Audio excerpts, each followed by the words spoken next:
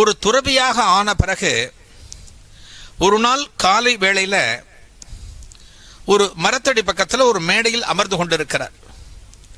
ஒரு மேடையில் அமர்ந்து கொண்டிருக்கும் போது அந்த பகுதியை ஆண்டு கொண்டிருக்கக்கூடிய ராஜா ஒரு குதிரையில் வந்துருக்கான்.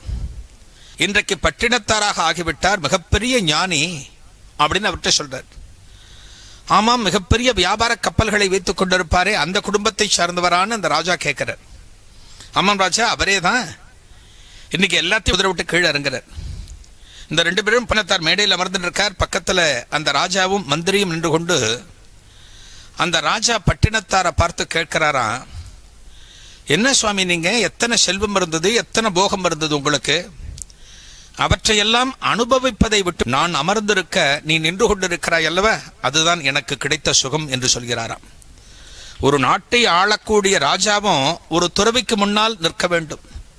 அந்த துறவி ஒன்றும் இல்லாதவர் நம்ம சொன்னாலுமே அவருக்கு எத்தகைய மதிப்பு கிடைக்கிறது என்றால்